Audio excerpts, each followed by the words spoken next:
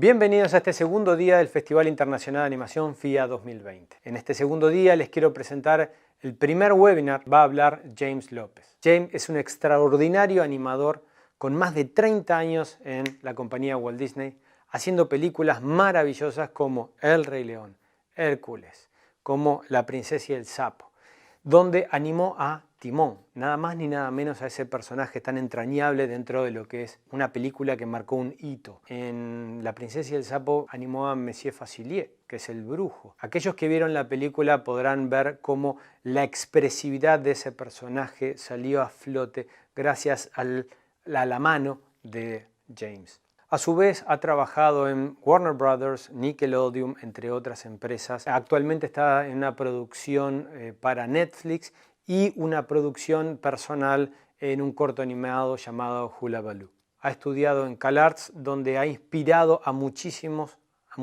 personas, a muchísimos alumnos que han salido a trabajar en la industria. Mi experiencia personal, y tuve la chance de ir a una de las clases de Jamez, me mostró cómo sutilmente le da personalidad a un personaje, donde transmite esa emoción que busca el animador o inclusive el guionista a la hora de redactar cómo va a ser ese personaje. La charla de Jamez va a ser justamente la comunicación mediante el dibujo.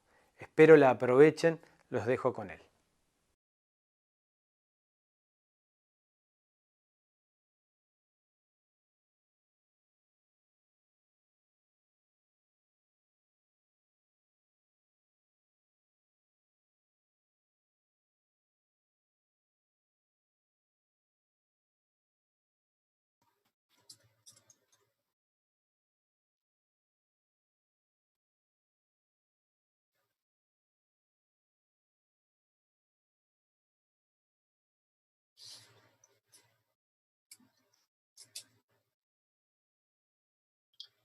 Oh, hello, everybody.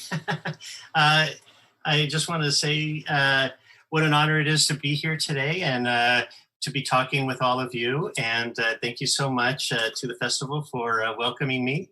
I think today what I'm going to have to offer for you is is a um, is to offer you a unique perspective on drawing that is mostly to my own, but I think that will benefit many of you in many ways.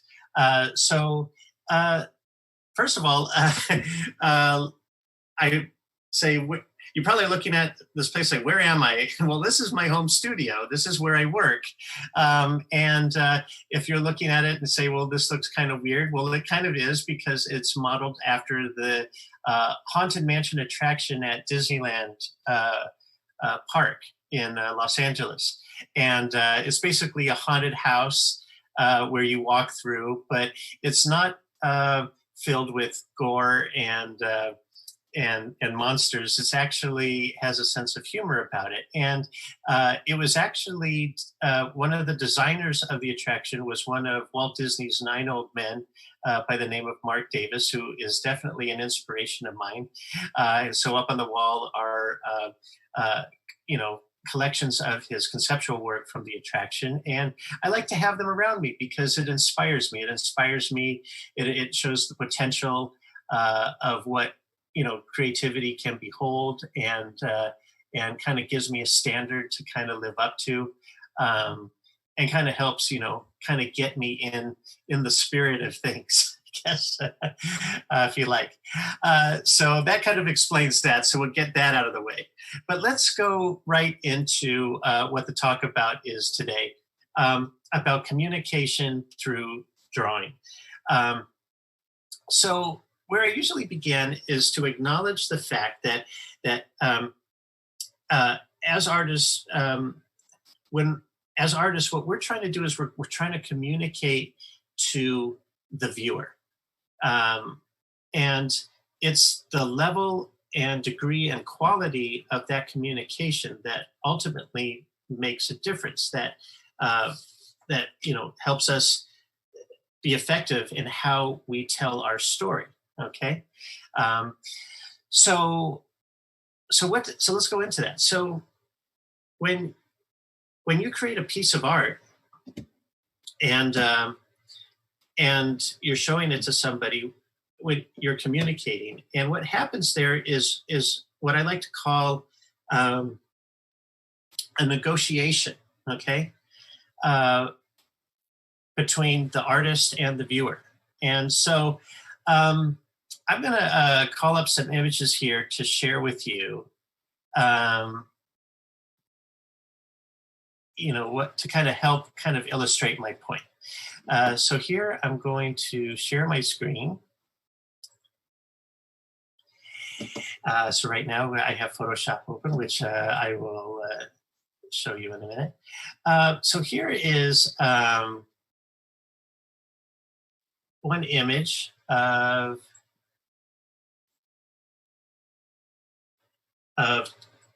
sure you recognize the character Tarzan.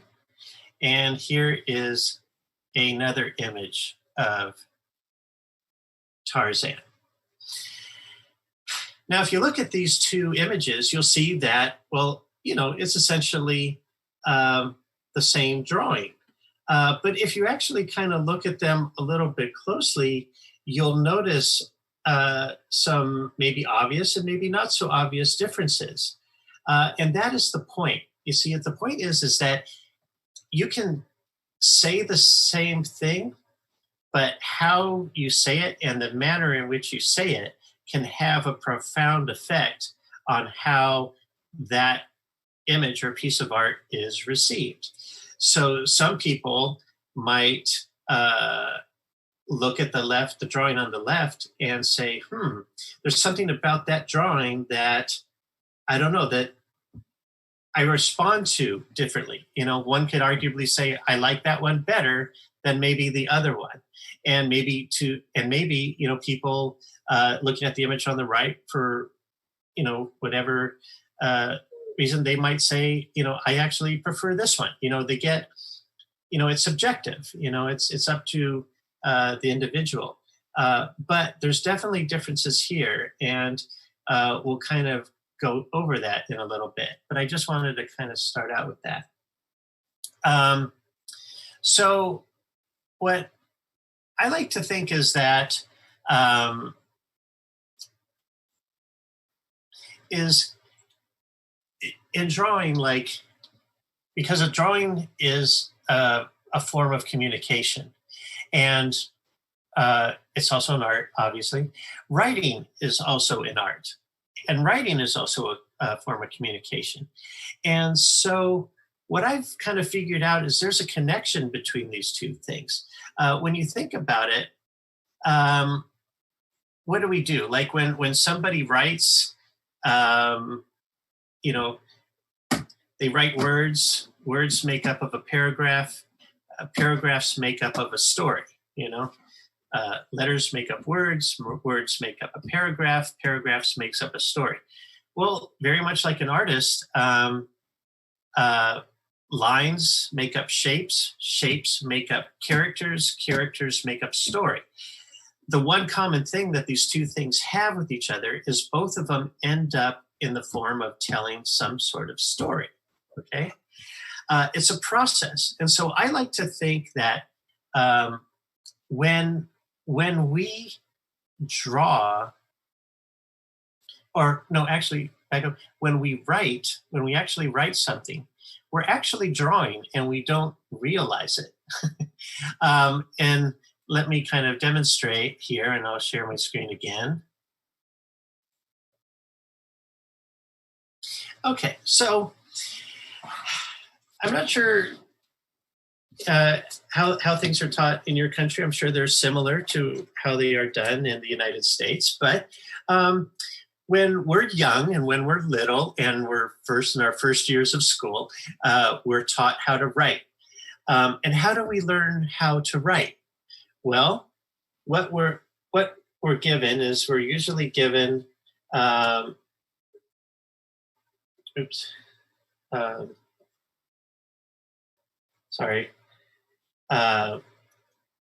usually given like an example. Let's say, well, let me back up a bit. Let me go back to what I was talking about. Okay, sorry. Okay, this is how we learn how to write. So we're usually given like an example, you know. Sorry. You know, in this case, we're going to practice, you know, the letter H, right? So what do we do when we're kids? Well, when we're kids, we're told to practice. So we're kind of like, you know, we kind of go like, you know, kind of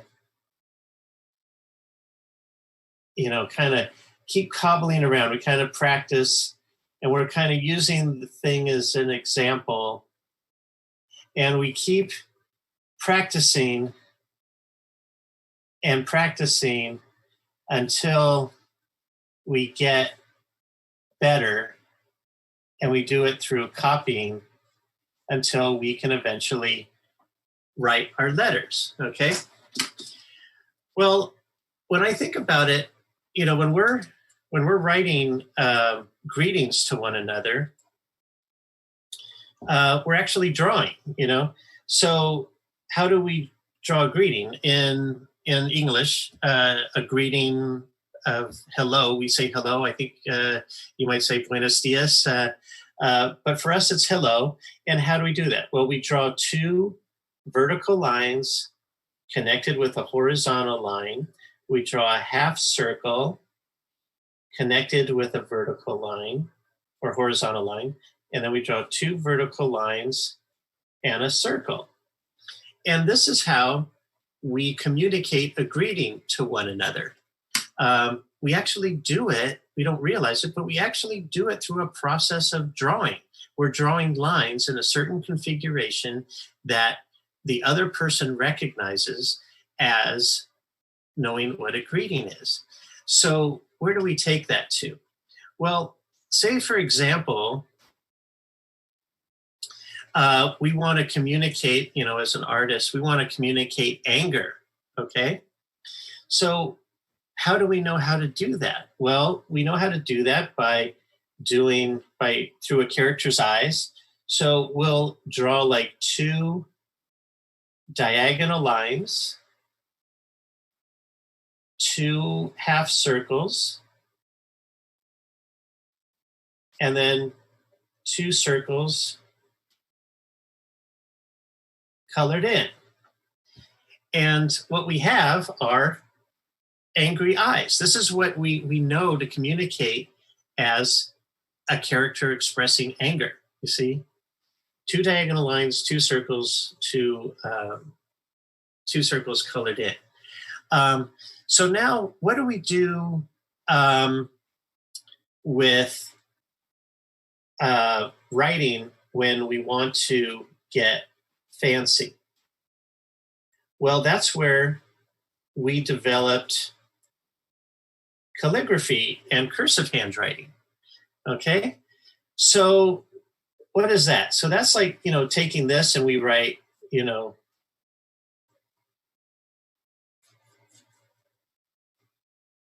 that kind of a thing, hello. So how does that translate to drawing? Well, what we can do is we can add a little bit of curves to our drawing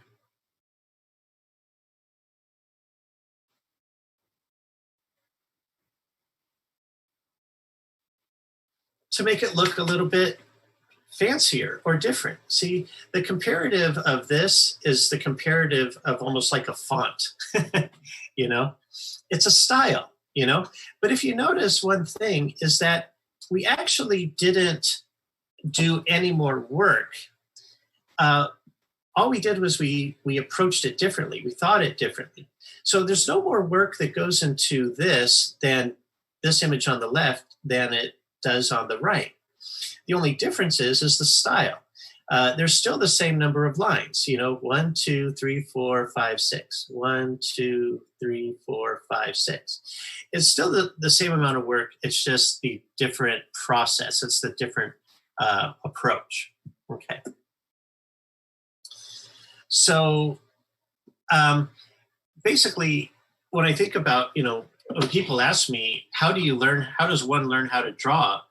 I think back to like how I learned how to draw. And what I used to do when I was very young is I used to copy a lot. I used to trace a lot. And I know lots of people say that, tracing is not good. It's like there's no value into it. But there is. There actually is a lot of value into it. Because as I kind of referenced before, it's how one learns,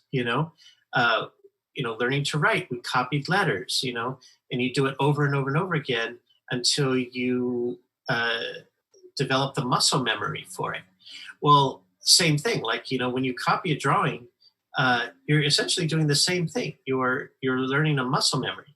So a lot of things that I draw, or the way that I draw, it's not so intentional. It is now a natural process of me. I don't realize what I'm doing as I'm doing it. It's just like I said, like, as I feel like when I draw, I'm actually writing, that kind of a thing. So there's definitely no shame in tracing. As a matter of fact, it's a necessary thing.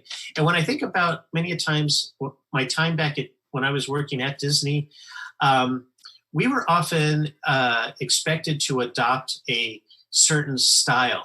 For example, when we were working on Pocahontas, we were using an illustrator by the name of J.C. Leyendecker to influence the style. When we were working on Hercules, we were using an English illustrator by the name of Gerald Scarfe for that style. And what did we do to prepare? Well, what we did was we took their pieces of artwork and we studied them, but we studied through copying and tracing and letting that sensitivity of their style influence us, so that pretty soon we were drawing with the same types of shapes, the same weighted curves, all these little things that compound to create a style. And so tracing is definitely a common practice. It's a professional tool that we use to help us adapt, And lots of times, many of us who are working in visual development, we're also encouraged many times to adopt a style because the creator of the show or the director wants to mimic a personal style or a style of a particular illustrator. And so the best way to do that is to actually copy that style to gain a sensitivity for it. And that's how it's actually ultimately achieved. So that's what I wanted to reach out to all of you to kind of, take that into consideration. Now, the next thing about, communication through drawing is the concept of caricature. Now, what is caricature? Now, we all probably think that we know what it is, and I'm sure, and I think everybody's pretty much right. And if I'm assuming that caricature is when you see a drawing of a celebrity with like big teeth or big ears or little tiny eyes or, whatever it is, you're right. That is a caricature. But that is not all that caricature is. Caricature is much deeper. What caricature is ultimately it is an exaggerated point of view. And when I think about animation, and I think about what animation can be, animation is a caricature of real life. I almost like to consider it as a romanticized version of reality. I know there's definitely a lot of us trying to achieve reality, through our animation, through, texturing, lighting and stuff like that. And that's all fine.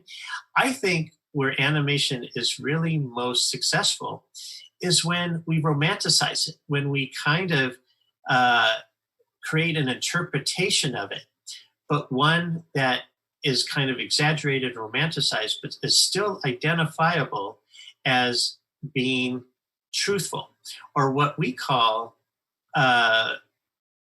being sincere. And that's another word that we use a lot in the businesses is sincerity in our performances, sincerity in our art. And what does sincerity mean? It's truthfulness. And so again, in communication, when you're speaking to another person, when you're speaking the truth and that other person knows it to be true, there's a level of engagement that happens that is ideal. That is what we want to do. It's a connection, okay? Because then the audience is responsive. When something isn't true or isn't identifiable to the viewer, then that engagement falls apart. It goes away. It gets reduced, and we lose our audience. And so, what does that mean?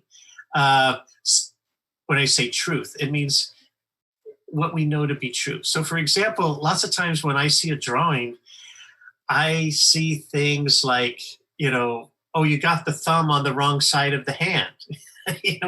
People do that. People draw their thumb on the wrong side of the hand. It's an easy thing to do.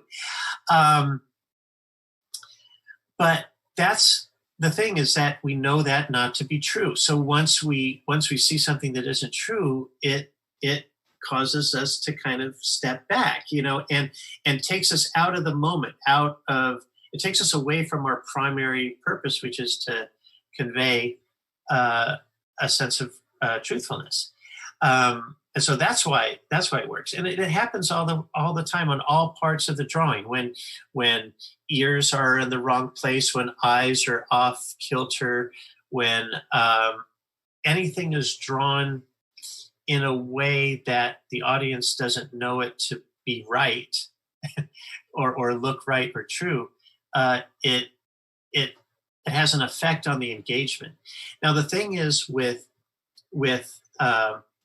I call it the public or the general audience, is something that was told to me by a animator that I worked with long ago, is that the general audience, the public, they know when something's not right, but unfortunately they don't have the vocabulary to be able to describe it.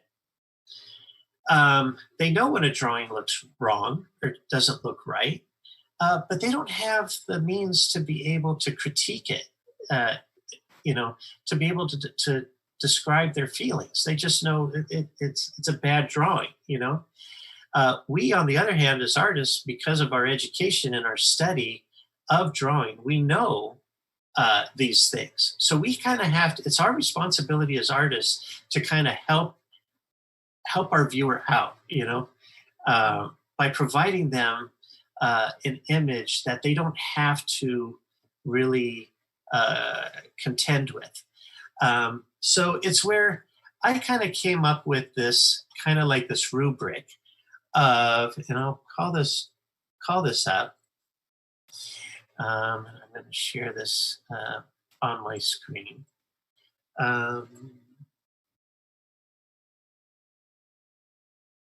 Here.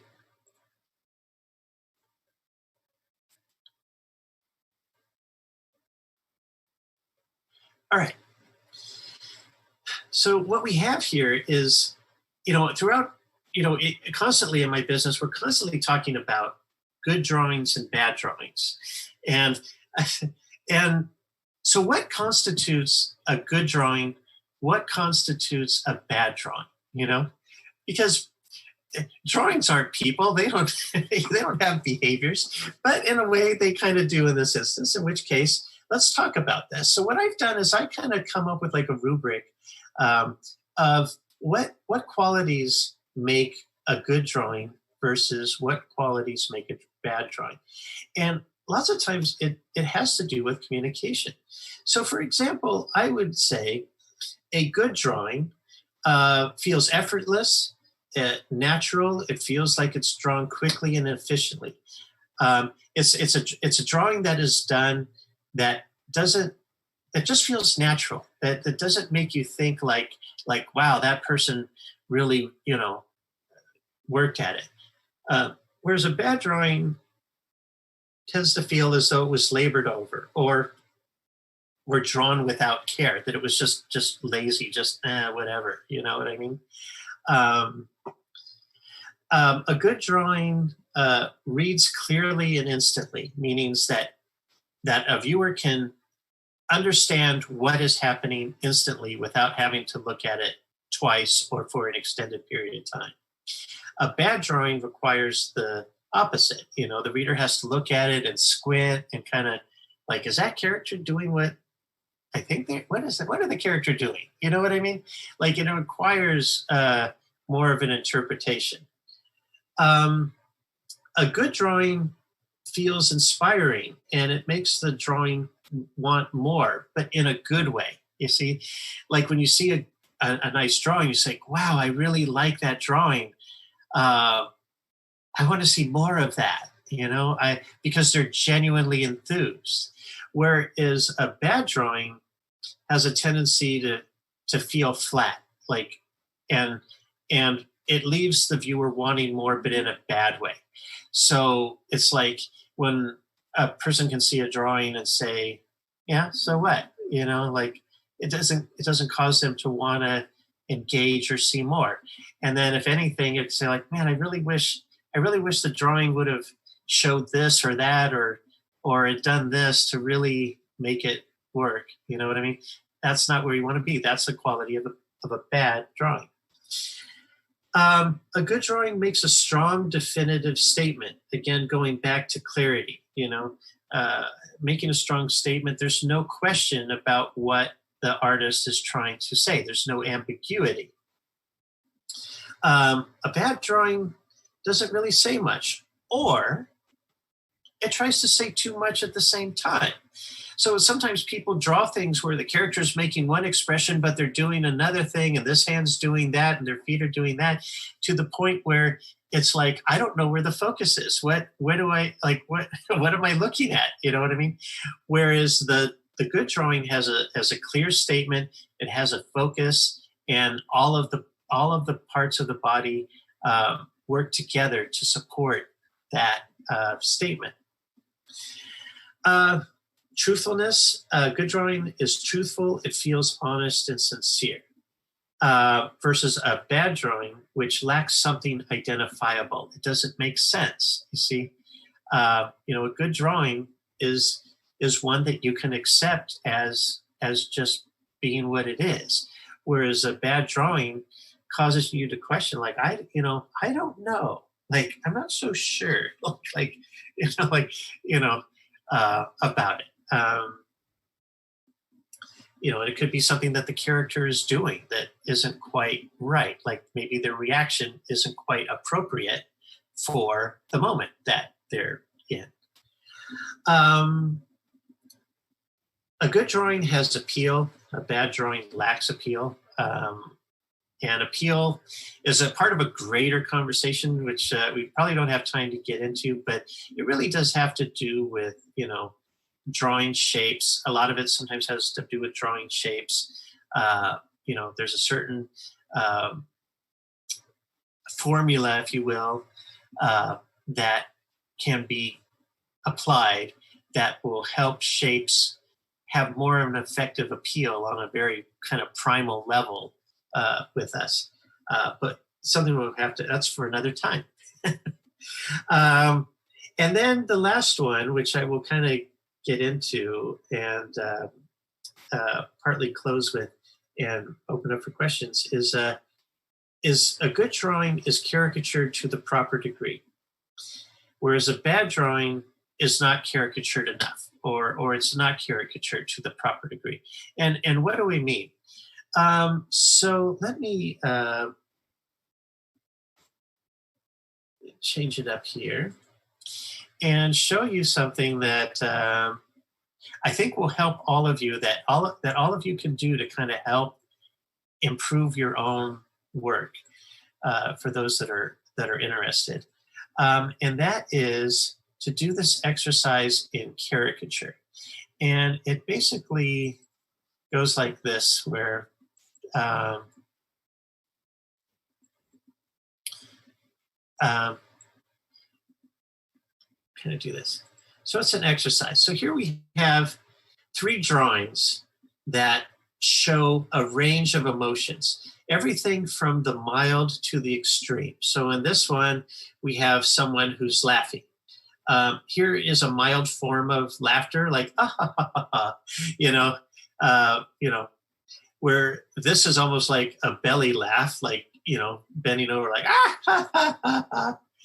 And then this one is a knee slapper, like ah, and you can see how it goes from mild to extreme, where the feet are on the ground in the mild form, and the feet are off the ground in the extreme form. Same thing with this one. Here's somebody who's sad. Okay, here they're mildly sad, but as it goes to moderation to extreme, where they're just destitute on the floor, that kind of thing. So, like, what was our? This is part of a caricature class that we did, and here was my take on it at one point, and that was, I think I had to convey. Now, the challenge is that you can have is you give yourself three, I guess, are they adjectives or verbs that range from the mild to the moderate to extreme, and the goal is to do three drawings and see if your companion or audience or whatever can identify what that emotion or feeling is just strictly on your drawing. Okay, so when you take a look at this drawing, I guess the question to ask yourself is what is being conveyed here?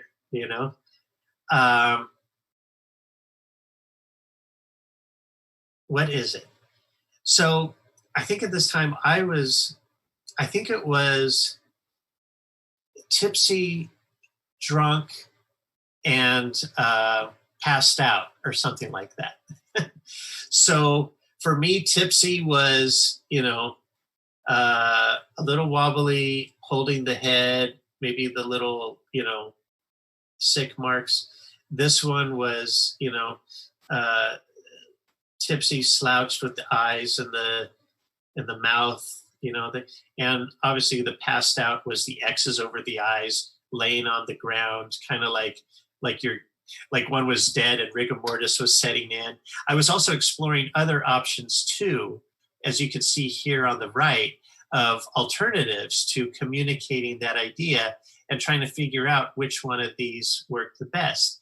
And here you can see there's three options. And this brings back something that I remember hearing that Walt Disney actually once said when it came time to presenting him with plans, I think, to Disneyland or something like that. And the artists came up to Walt with a piece of art and asked Walt, "What do you think of this?" And his response was, "Well, it's awful hard to choose between one." And it made a good point. And so the purpose of the caricature exercise is to basically give you options from which to choose, so that you're not choosing between one, so that you can, between the mild, moderate, and severe, you have an option to see like which is the most appropriate way to present your idea, because if you did have to, for example, show a character that was drunk, how drunk are they? You know what I mean? Are they a little bit drunk? Are they pretty drunk? Or are they way too drunk? Where we have an expression here called three sheets to the wind. It doesn't make sense. It probably translates to something else, but it's like an expression that we have that means that you are way too drunk. So then you have to say, like, well, what is the most appropriate thing? If somebody had one drink, 4 drinks, or 10 drinks, that kind of a thing. But how would you know to do that unless you had options from which to choose from, you see? So it's also a really good exercise in communication because it helps to know how effective you are in communicating. Because if the other person can tell what your trying to say without words, that's a good thing. That's a really good thing. And it comes to mind, like, when watching films, like in a festival, you realize that, some films are in another language, and they may not be the other person who doesn't speak the language may not be able to understand. That's why it's so important for like a film, a character, or a scene to be able to communicate without necessarily the use of words. Granted, that's not to say that writing isn't essential, but how a character holds themselves, their posture, their expression says a lot. It's what they call the subtext. It's the underlying feeling underneath that is coming through that helps to tell the story, to support the text. It's very much like when we animate dialogue, we don't concentrate on actually animating the movements of the mouths. That is actually the last thing. That's the last layer of animation that we put into our animation when we're animating dialogue. We don't start with the lip movement. We start with the gestures. We start with the attitudes. We start with, this kind of stuff. And the moving of the lips it's just a physical manifestation of the verbalization of words. It doesn't drive the emotion. It's the character, the appearance of the character that does that. And so also movies that don't have dialogue with them, that are all done through pantomime.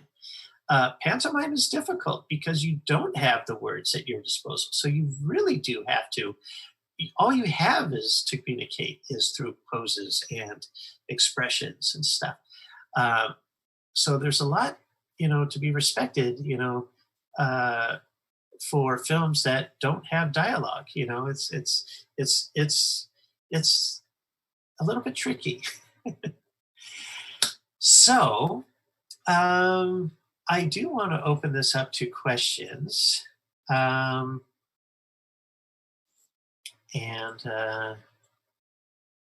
kind of go into the chat.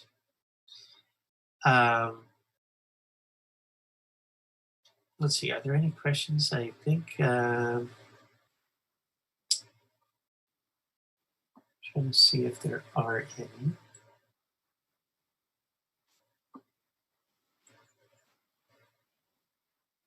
Looking here. One question it looks like is, do I need to know all the feelings to communicate them right? In part, yeah, you need, it's as part of an animator, you do want to know, how to communicate, these feelings. I'm trying to find an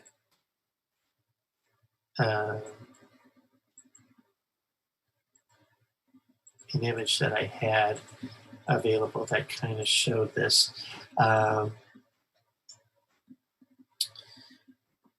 But yeah, you don't want to be limited because of an inability to do something. You see, you want to, even if you have to work at it and tackle it, it's worth doing.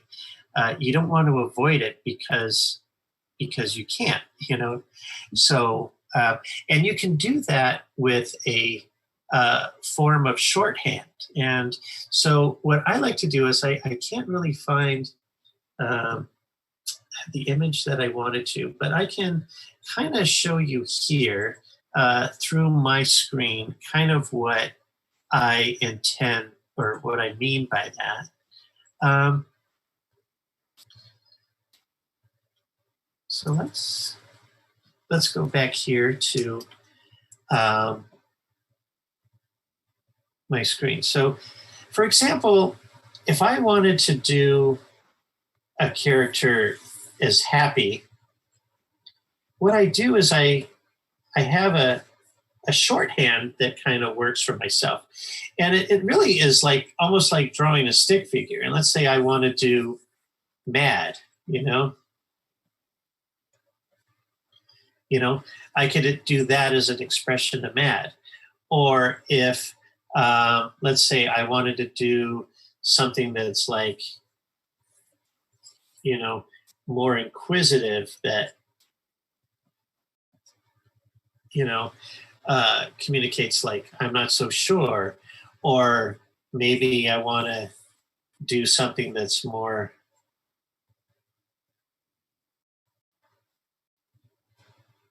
you know, kind of like, you know, that. This is all done through shorthand. Now, how do we do that when we translate characters? Well, let me kind of show you like an example of what can be done here. This is what, you know, I tell artists to do, is to learn how to take this shorthand and translate it into a character. So let's just say like I wanted to translate it into one of my characters, you know, from my personal project, Hullabaloo, you know. What I would do is I would kind of learn how to kind of,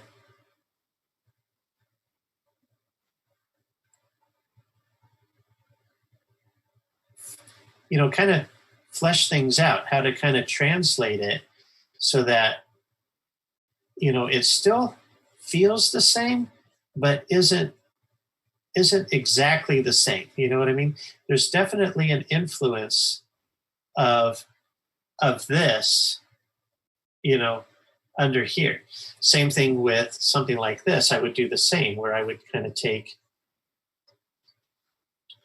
you know, start using my things like shape and construction, you know, to kind of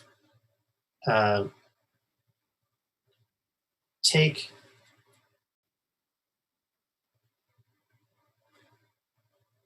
you can see that I'm making slight deviances from it, because I'm starting to kind of, you know,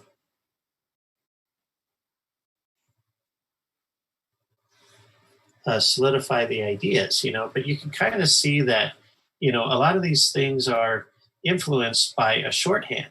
And this kind of goes to another thing that I kind of encourage, is the usage of shorthand in developing your skills. And I like to compare the drawing process as like a news reporter, you know, in which case, you know, a news reporter, how they work is that, you know, there's somebody up at the podium, somebody official that is, you know, explaining something, and the news reporter has to get it down quick and fast. But they can't write every word verbatim like that, because in a full form, because it takes too long. So what reporters have done is they have developed what is called a shorthand. And if you take a look at shorthand, it looks like hieroglyphics. It's made of little squiggly lines and dots and stuff, and it's almost undiscernible. It just looks like gibberish. But then what they do is that they take it back to their news desk, they look at their shorthand, and then they're able to kind of type up the final written piece to convey to their readers. Well, I look at, like, you know, drawing and creativity is the same way. It's like, but instead of an official at a podium, your imagination is like the official at the podium, and your imagination is coming at you with all these ideas. And so how do you keep up? Well, in order to keep up, you do the same thing that a reporter does, and you develop a shorthand. And that shorthand comes in the form of these abbreviated expressions that allow you to get it down quickly without a lot of labor, and to be able to keep up with your imagination. Then once you have it down, you have your messaging down, then you can go back in and start, you know, drawing it up like I did. You know what I mean?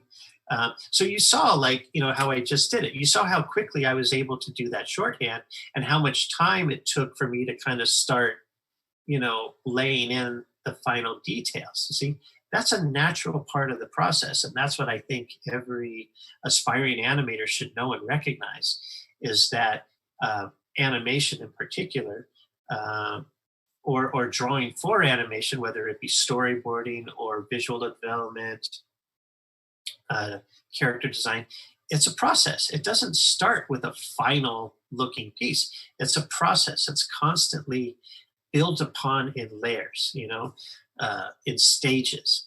And it's knowing those stages and recognizing them and being comfortable with them. So when you think about, when you're drawing something simple, you could say, okay, yeah, but it doesn't look like anything. Well, it's not supposed to yet. It's kind of like a deal that one has to strike with oneself to be able to say, I know what I want to see, but in order to see that, I have to go through certain trials. I have to go through certain processes in order to get there. I just can't go from A to Z. I have to go A, B, C, D, E, F, G, all the way through. And that takes discipline. And that's where the discipline of an artist comes in, is to have the patience to be able to trust and believe in oneself that and one will eventually get there, but it won't be without some struggle, And part of the struggle, in this particular drawing instance, is to keep the integrity of the shorthand while adding details. It's so easy to add so much to a drawing where it just loses its purity. You know what I mean? It just falls apart. It becomes too complicated. The challenge always is in trying to make a simple and effective statement and not overdo it, but still do it enough that it qualifies as an effort, if that makes sense. It's like trying to achieve a balance. Yes. Let's see more questions. Let's see, what kind of aspects?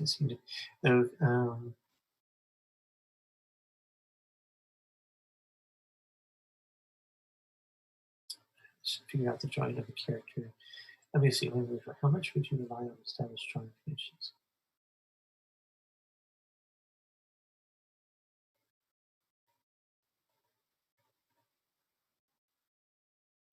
Okay, so how do you figure out like a drawing of a character? Okay, I can go into this a little bit. Let's talk about this. And we do have time to kind of go into, let's talk about design a little bit. I'm going to share this with you, which hopefully you'll receive in the same way that I did it, but it made a big effect on me. Let's talk about it. Let's talk about design really quick and how it kind of applies to characters and the process. Okay, really quick. Okay, what I was told was, how it was presented to me was this. Let's say you have your design, okay? Let's say you're given a design of a square within a rectangle, right? Okay, great, okay? Now, what would you do if you took that same design and moved the square over? Already you have something that's a little bit more interesting. Let's go a little bit further and let's take this rectangle and now rotate that square. Now you have something that's even more interesting. Again, we haven't done any more work. It's the same number of shapes, same number of lines. The only thing we did was we thought about things a little bit differently. We experimented. We kind of played with what we were given, okay? Same thing where let's just take like this, iconic happy face, let's say like this is our given, right? Well, what if we did the same thing? Like what if we were to now take that and let's say move it up?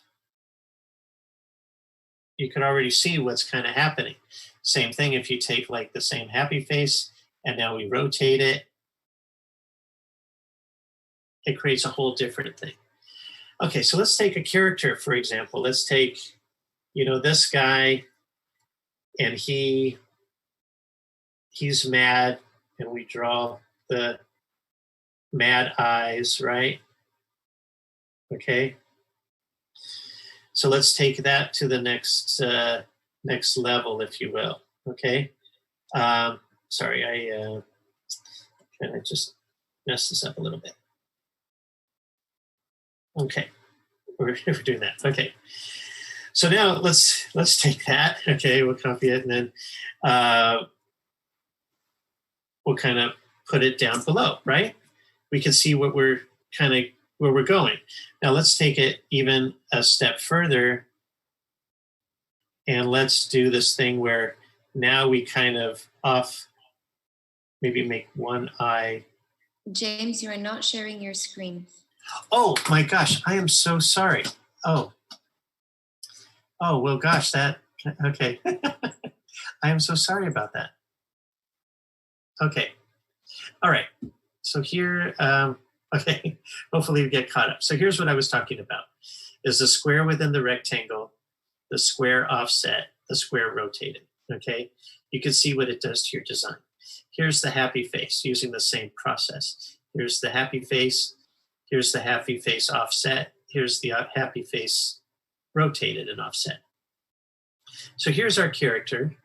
Again, we have our standard design of angry eyes. And then here we have the design elements within the shape offset.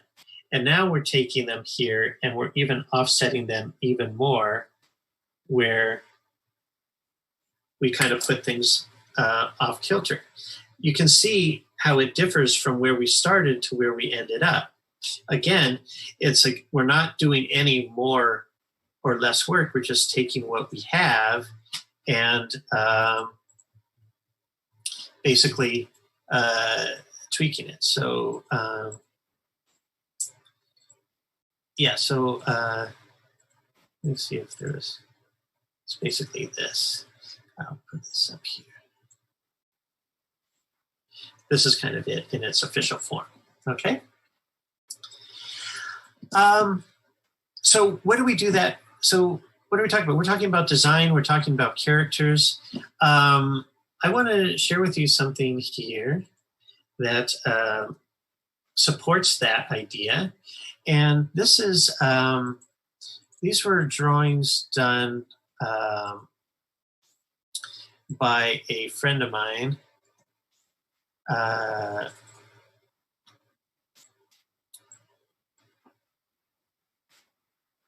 Who works in Brazil. His name is Sandro Cluzo. And he did these wonderful caricatures. But when I think about it, you know, this might look very complicated. And, you know, to a degree, I would say maybe they're more sophisticated than complicated. But if you really think about it, if you really study this work, what you can really find underneath is that there is what we had just done, which is shapes within shapes. And so what I did was I broke this down into shapes, his drawings down into shapes. And I'm certain that this is where a lot of these types of drawings initially start from. They all start from a place of an abstract thought. And then that abstract thought is clarified a little bit more, a little bit more, and a little bit more through application of shapes, through usage of straight lines complemented by curved lines, by concave shapes complemented with convex shapes, inward curves, outward curves, you know, that kind of thing. To ultimately create a process that will ultimately lead to a finished drawing, very much like this. And another example that I've used is this drawing from this character from an old animated production called Family Dog that was part of a show called Amazing Stories that was aired in the 1980s. There's this great expression of this kid. And one might say, how does one come about making an expression like that? Well, this is really how it's done. It's done with shapes within shapes. You can actually reduce it.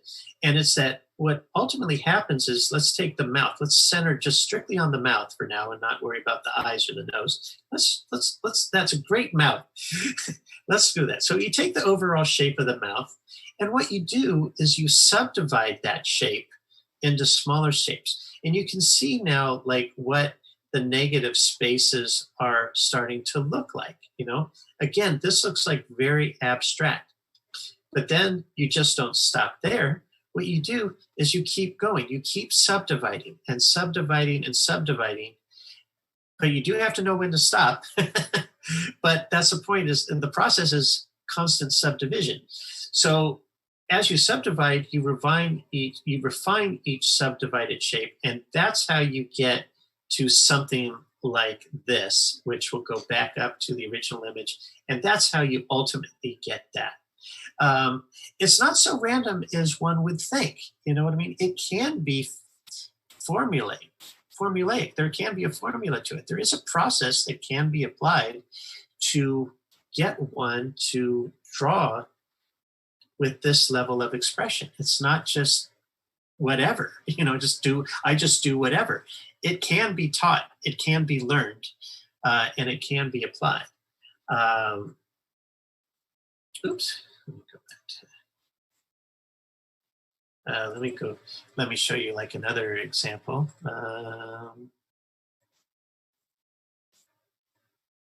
Let's see if I can find one.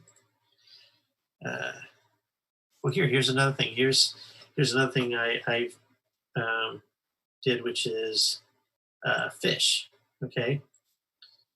Here you go. When we're talking about character design, let's just say like this is our given design for a basic fish. This is our visual language. We're working with, let's say, angular, mostly angular shapes. This is our given design. Well, look what happens when you adjust the proportions. Like, remember when I showed you the square inside of the rectangle?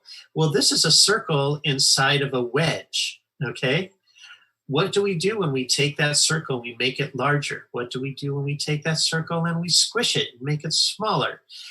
What do we do when we change the outside shape of that wedge or that rectangle, And then we apply things like, you may have heard like, straight lines against curved lines, concave curves against convex curves, implied straights versus weighted curves.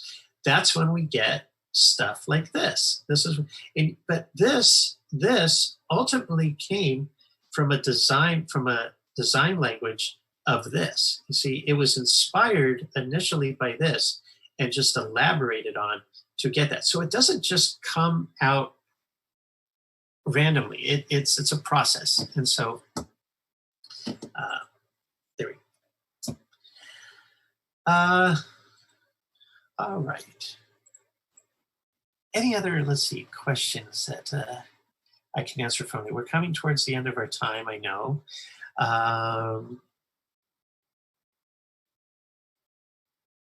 Let's see. Oh, please share screen. Get to the chat.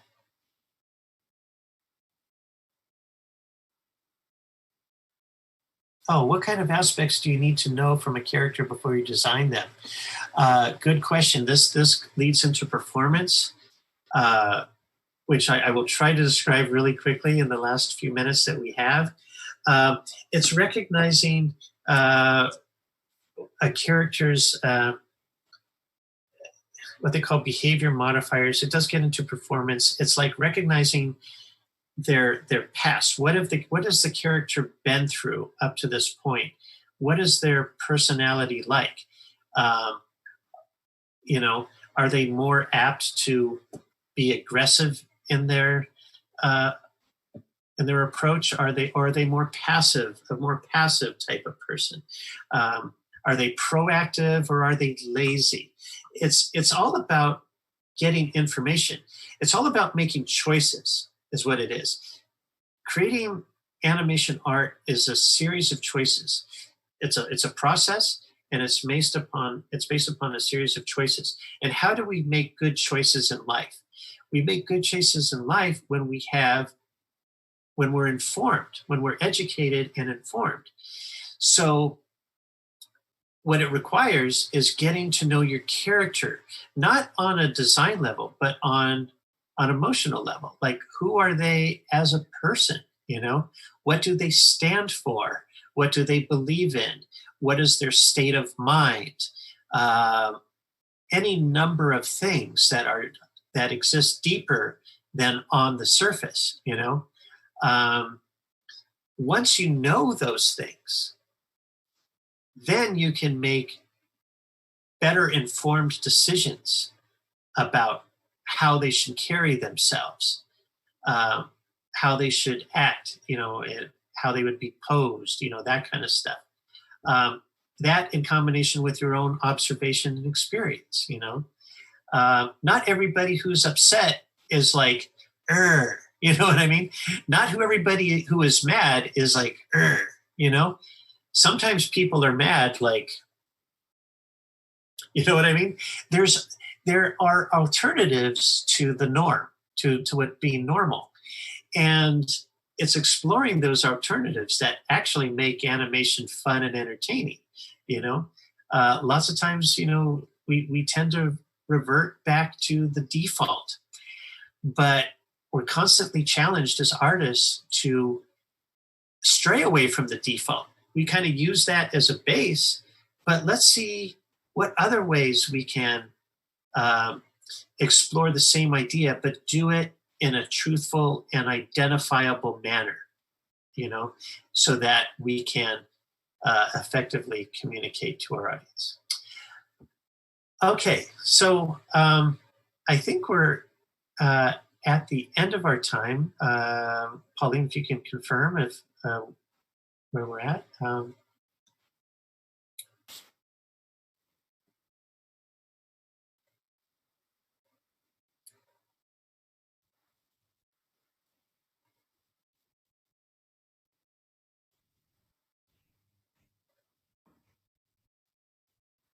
Hello, Jane. Yes. Hey, Alex, how are you? Fine, thanks. Good. I got a quick question, because when we went with Victoria to your class in Cal Arts, I really learned something that it was great. And how do you emphasize a character with the little details, and you give the personality to them.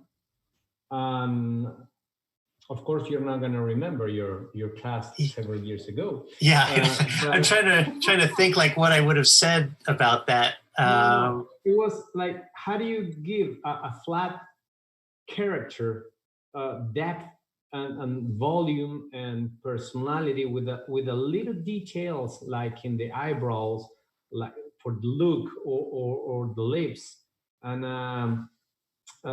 you kind of like show it naturally in your drawing that you just did. Yeah. But do you know what I mean? I think I know what you mean, and I think I could help you out there. I think what we're talking about, maybe I can kind of share my screen and kind of explain that visually. It'll be a little hard to kind of talk about it, but I'll talk about it as I do. Okay, but this time I'll be sure to share the screen. Okay, so let's just say we are drawing a character, and let's just say I'm going to draw a female character here. I'm going to choose a pencil that will allow me to kind of express it. I'm going to use my book here.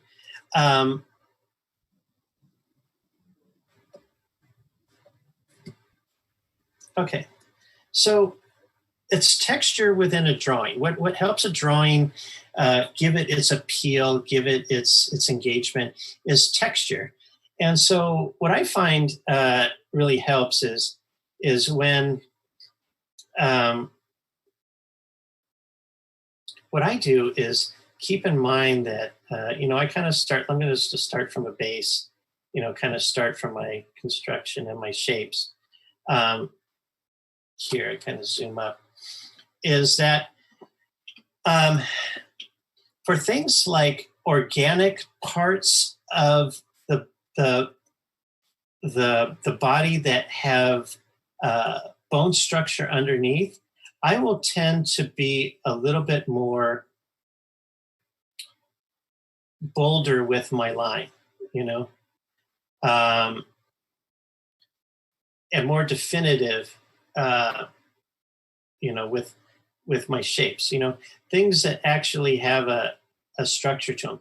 But also I use a constant thick and thin line. So for example, like, like if I'm drawing eyes, and I'm drawing like these, eyebrows, I'll have a tendency to use like, kind of like a thick line, to make that statement, but maybe be a little bit lighter on the thing that has less. If I did something like this, it would start to look very goth and it would look very even. But having that variety gives like a little bit more interest. So now when I'm dealing with things like hair, for example, because it doesn't have such, it doesn't have such a bone structure on it, I will treat it with like a lighter, approach. Here, it looks like I'm kind of drawing something like, it looks kind of like the mermaid. And when you draw with a lighter, wispier line, what it does is it suggests to the viewer that this is something that has less density, it has less weight, it has more of a potential to catch the wind, to move. You see what I mean? Whereas something that is drawn with like a heavier line suggests greater density, a greater sense of mass. And this is what partly makes, gives the drawing part of its appeal is in its ability to kind of, say many things, but not too many at the same time, you get a lot out of this drawing because it's giving you a lot of information to work with, but also by kind of treating like some of these drawings lightly, what's happening with the engagement is that it's allowing the viewer to kind of fill in the blanks a little bit. You know what I mean? It's not totally dictating a message, and that's where the kind of level of engagement kind of grows, is because it allows a back and forth conversation between the artist and the viewer, you see, because the artist isn't dictating, they're kind of suggesting to the viewer, like trying to say something along the lines of like, you know what I mean? like you get the idea, and then the viewer is using their experience to kind of say, yeah, I get what you're saying. I get what you mean. I get the idea. But it allows them to respond in that way, as opposed to something that's very defined and the artist is telling the viewer, no, I know what you're thinking. Don't think that. It's this. No, don't think. No, it's this. See? And the viewer is like, oh, okay, all right, okay, I'm good. They're like, all right, keep talking. You know what I mean? That's what the response of a drawing, that's what a drawing has the power to be able to do, is to kind of communicate on that level, you see? So like here, like again, like with, like when I draw the lips, if you notice, what I did is I just drew like kind of like a wedge shape, you know what I mean?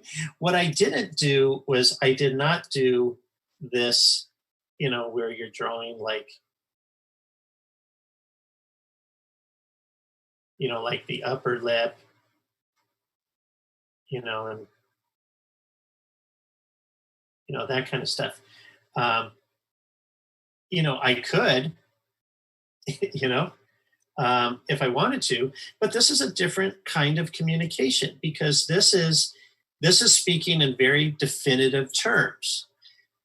Something like this is speaking in a little bit more vague terms, but it's still identifiable as what it needs to be. You see, it still communicates the same idea, but almost like speaking a different language in a way, you see? So it's recognizing that there's options that we have when we draw that, allow us how much and to what degree do we want to communicate, and in what style and fashion, you know what I mean? Do we want to do that? Because sometimes it actually works in different ways. I think about like, You know, when I think about Beavis and Butthead, like the old show Beavis and Butthead, I look at the drawing style for that and I say, wow, that's really crude. You know what I mean? But when you think about it, that drawing style is appropriate for that type of story, because that type of humor can be described as being very juvenile. And juvenile is usually associated with, you know, youngsters, high schoolers, you know. Well, how do high school kids draw?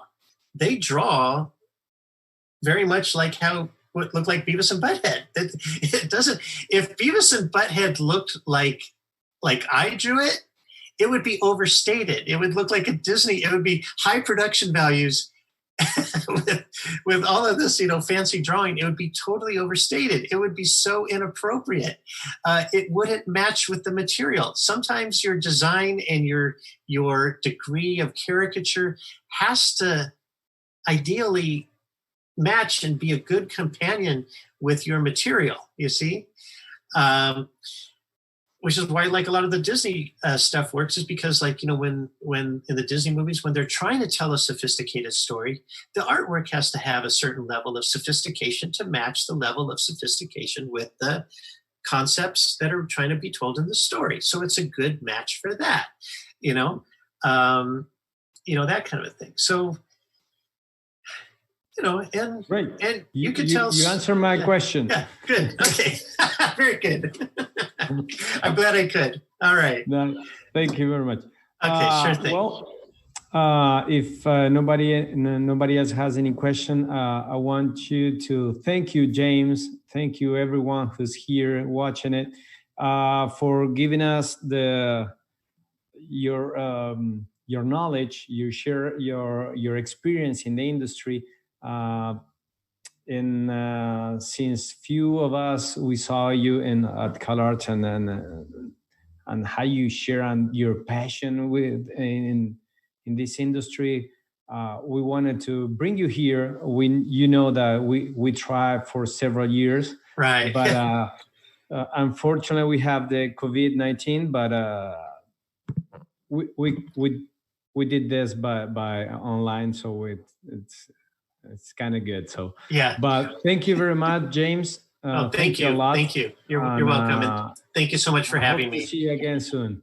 I hope so too. Thank you so much, everybody, and I hope you have a good rest of the day and a good rest of the festival. All right. Thank you. Bye-bye. Take care. Okay. Bye-bye. See you all in the next webinar tomorrow at 1:30. Bye-bye. Okay.